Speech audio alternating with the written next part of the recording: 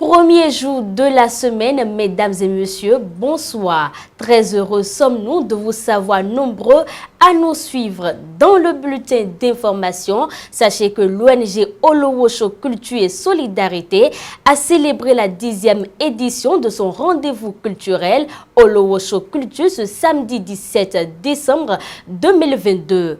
Compte rendu. Ils sont près d'une dizaine à être distingués à l'occasion du 10e anniversaire d'Olowosho Culture, l'initiative qui distingue les mécènes culturels, ceux-là même qui contribuent à la révélation des talents artistiques béninois. Tout ce qui se passe c'est juste pour distinguer les gens qui s'occupent vraiment des choses qui sont culturelles et culturelles. Ces gens-là montrent vraiment que nous sommes au Bénin. Et si nous sommes au Bénin, tout le monde sait que ce que nous avons au Bénin, c'est pour vendre à l'extérieur, c'est la culture, c'est les choses de chez nous. Durant son parcours d'une dizaine d'années, l'ONG Olowosho Culture et Solidarité n'a fonctionné que sur fonds propres, d'où les nombreuses difficultés auxquelles elle a été confrontée.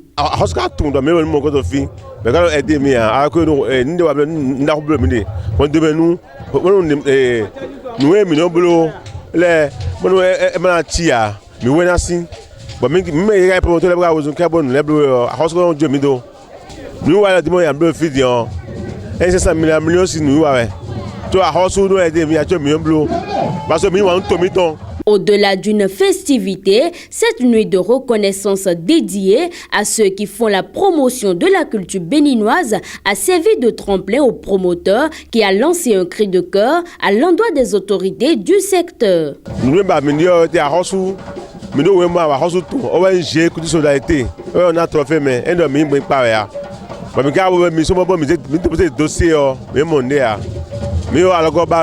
Nos impressions ce soir sont très bonnes et très grandioses à ces 10 ans parce que le public a accepté, le public a adoré. Oui, au promoteur, je lui dirais que le laurier ne va pas garder là, on va évoluer.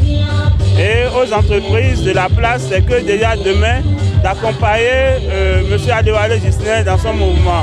Il a été Bénin, berceau de Vaudou.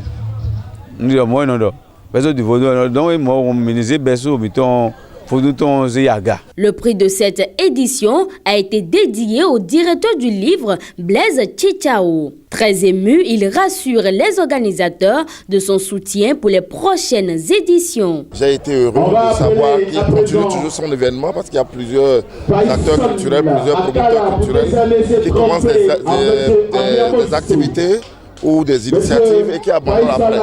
Donc moi j'ai apprécié sa témérité et c'est ce qui justifie ma présence ici. Et donc par rapport au projet, par rapport au trophée, j'ai été vraiment heureux de recevoir ce trophée qui est le grand trophée de Olowosho. Je vais lui demander de mieux professionnaliser encore l'activité, de mieux professionnaliser encore son événement. Et on va l'aider de toutes les façons à faire grandir cela en termes d'organisation et sur le plan institutionnel aussi. Olowosho Culture, la page de la 10e édition est déjà tournée. Les regards sont désormais tournés vers la 2e décennie. Joyeux anniversaire Olowosho Culture, joyeux anniversaire. Hors de nos frontières, à présent, le guichet unique de développement des entreprises de la Côte d'Ivoire a été lancé ce lundi 19 décembre 2022 à Abidjan Plateau. C'est le Premier ministre Patrick Achi qui a procédé au lancement du guichet. En Côte d'Ivoire, le Premier ministre Patrick Achi a lancé lundi 19 décembre 2022 à l'auditorium de la primature à Abidjan Plateau le guichet unique de développement des entreprises de Côte d'Ivoire, GUD PME, afin de favoriser le développement d'un secteur privé dynamique. Intervenant en appui des politiques publiques conduites par l'État, les régions et les communes, l'action du GUD PME est orienté en priorité vers les entrepreneurs, les très petites entreprises, les petites et moyennes entreprises PME et les entreprises de taille intermédiaire. Le GUD PME est un établissement public de type particulier chargé de soutenir la croissance durable, la compétitivité de l'économie et l'emploi. Il vise également à favoriser l'innovation, l'amorçage, le développement et la conquête des marchés extérieurs en contribuant à l'accompagnement des entreprises, à la facilitation de leur accès au financement et à l'obtention de garanties. Au Burkina Faso, les députés de l'Assemblée législative de transition ont adopté samedi 17 décembre 2022 la loi amendée portant institution des volontaires pour la défense de la patrie. La dite loi vise à prendre en compte les réalités du Faso en matière de sécurité. Au Burkina Faso, les députés de l'Assemblée législative de transition ALT ont adopté ce samedi 17 décembre 2022 et à l'unanimité la loi amendée portant institution des volontaires pour la défense de la patrie VDP. Cette retouche vise à prendre en compte les réalités actuelles en matière de sécurité. La loi existait depuis janvier 2020, mais compte tenu du contexte actuel, il était devenu nécessaire de la revoir parce qu'elle ne prenait pas en compte l'ensemble du territoire. C'était quelques communes et villages qui s'organisaient en VDP. Il est donc devenu important de l'ouvrir à l'échelle nationale. C'est cet amendement que les honorables ont pris en compte le samedi dernier et ont donné l'onction au gouvernement, a rappelé le président de la Commission des affaires générales institutionnelles et des droits humains. Au titre des préoccupations, des intervenants ont posé le sujet de la prise en charge des VDP malades pour autre cause que des blessures de guerre. C'est sur cette information du Burkina Faso que nous refermons ce bulletin d'information. Mesdames et messieurs, avant de poursuivre cette émission, marquons une courte pause publicitaire. Guérit TV Monde casse ses prix. Waouh! Chers candidats aux législatives, profitez de cette opportunité que le leader des Web TV vous offre pour mieux faire connaître vos ambitions et le projet de société de votre parti politique. Et tout ceci à un prix défiant toute concurrence. Pour plus d'informations, appelez le service commercial au 00229 91 19 10 10. Guérit TV Monde, le leader des Web TV. De retour sur ce plateau, amis internautes de Guérit TV Monde, place à la chronique du jour de Mas Gaspard Adjamossi. Rejet de pièces de monnaie et de billets de banque, une habitude qui a la peau dure au Bénin. Les Béninois sont singuliers en cette matière dans la sous-région ouest africaine et plus particulièrement au niveau des pays de l'Union monétaire ouest-africaine UEMOA.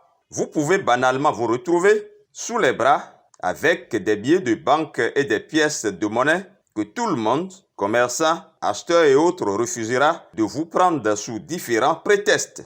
Si ces pièces de monnaie ou billets de banque ne sont pas altérées ou déchirées, on vous servira que ce serait dédié à des divinités. Les nombreuses mises en garde de la Banque centrale des États de l'Afrique de l'Ouest BCEAO et du ministère de l'Économie et des Finances n'ont apparemment rien changé à la situation. Par un communiqué en date du 30 novembre 2022, la BCEAO a mis en garde contre le refus d'acceptation de certains billets et pièces de monnaie. Les usagers sont tenus d'accepter et d'utiliser les billets et pièces de monnaie légalement émis au sein de l'espace UEMOA, a rappelé l'institution. Tout refus d'acceptation d'un billet ou d'une pièce ayant cours légal et pouvoir libératoire dans un État membre de l'UEMOA constitue une infraction sanctionnée par les textes en vigueur, prévient la BCEAO. Déjà le 6 octobre dernier, le ministère chargé de l'économie et des finances a rappelé à la population qu'il lui revient avec insistance des cas de rejet de certaines pièces de monnaie et billets de banque au motif qu'ils ou elles seraient celles des divinités, soit altérées, lisses ou auraient perdu leur éclat, ou que les billets de banque seraient froissés est donc plus valable. Cette situation, selon le communiqué du ministère de l'Économie et des Finances, entraîne des incidents dans plusieurs localités où des transactions entre agents n'ont pas pu se dénouer. Il est par ailleurs rappelé à ceux qui détiennent des pièces de monnaie mutilées ou devenues lisses ainsi que des billets de banque froissés par l'usage qu'ils peuvent procéder à un échange gratuit au guichet de la BCEAO. Le ministère de l'Économie et des Finances conclut également qu'en tout état de cause, le refus de recevoir la monnaie ayant cours légal dans un État membre de l'UEMOA est puni par les tests en vigueur. Mais malheureusement, tous ces rappels et toutes ces mises en garde ne semblent pas toucher ou émouvoir outre mesure certains Béninois qui narguent visiblement ces institutions.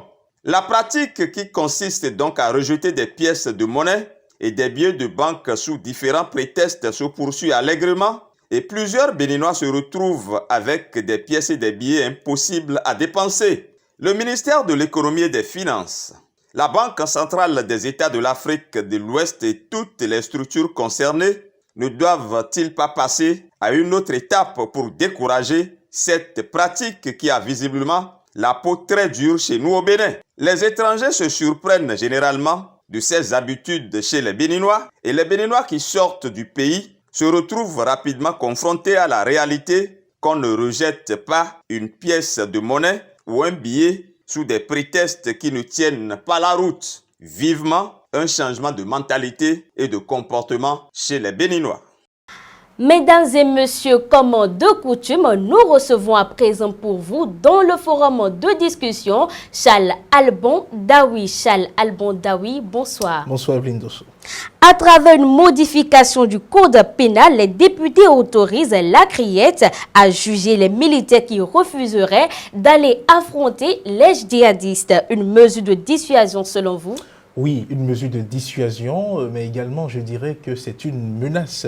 C'est une façon d'intimider ces militaires-là, parce que là, nous sommes en train d'assister à une situation où, dans le rang des militaires, il y en a qui peut-être font désertion. Nous n'avons pas des statistiques pour dire tout de suite en termes d'effectifs, en termes de nombre, combien il y en a au total, mais c'est que le fait est là. Et si les députés en sont arrivés à prendre cette décision, à modifier le code et à autoriser la Criette à se saisir de ce dossier-là, c'est qu'il y a une situation comme ça que vivent les militaires. Mais je pense que la dissuasion, cette menace de sanctions que l'on fait planer, et bien sûr les militaires déserteurs, n'est pas forcément la bonne option.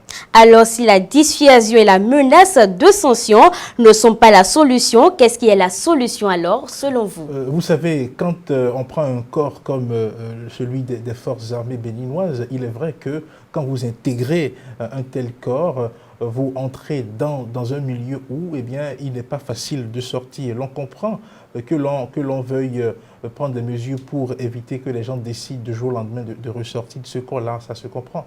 Mais tel que c'est fait et présenté ainsi comme mesure de dissuasion, de menace, ce n'est pas forcément la bonne façon. Qu'est-ce qui fait que les gens désertent? Qu'est-ce qui fait que les gens décident de quitter ce corps-là? C'est là les bonnes questions qu'il faut se poser. Il faut s'intéresser aux causes, aux raisons pour lesquelles un militaire décide de laisser tomber, de ne pas continuer à aller au front. Vous savez, le front du djihadisme, ce n'est pas un front ordinaire. La guerre contre le djihadisme n'est pas une guerre comme les guerres qu'on a l'habitude de voir. L'ennemi à qui vous faites face n'est pas un ennemi que vous identifiez sur le terrain avec un uniforme. Il est dans la foule, il est un peu partout. Donc, il faut s'intéresser un peu aux raisons pour lesquelles les gens désertent. Et si vous fouillez, c'est sûr que parmi ces raisons, il y a les conditions de vie, les conditions d'exercice de la fonction de ce métier. C'est étonnant que tous les députés, à l'Assemblée nationale, aient décidé de voter, de modifier le code pénal, de prendre telle décision, sans que personne ne s'intéresse vraiment aux conditions qui peuvent motiver les militaires à déserter. Et c'est cela le problème, vous savez, quand les gens dénoncent cette législature qu'on qualifie de monocolore, c'est cela. Il n'est pas possible que dans une assemblée où bien 81 personnes se réunissent, c'est parce que là, ils sont réduits à 81 et personne n'a été à même de relever que, voilà, intéressons-nous aux raisons pour lesquelles les gens désertent. Donc quand c'est comme ça, c'est compliqué, c'est pas bien. Et donc, la mesure qui est prise et qui consiste à faire juger les militaires déserteurs par la criette, je pense que ce n'est pas forcément une bonne mesure, puisque là, on ne s'intéresse pas aux raisons pour lesquelles les gens désertent. Il faut régler le problème à la racine, il faut essayer de connaître la cause au lieu de s'attarder sur la conséquence qui est la désertion et de sanctionner les déserteurs. Merci à vous, Charles Albon Daoui. C'est moi qui vous remercie. Avant de boucler cette émission, amis internautes de Guérit TV Monde, nous allons détendre l'atmosphère. So Saka trying to go around his man, pulls the ball back and it's in! Arsenal have scored and it's Emil Smith-Rowe who's going and it's 1-0 to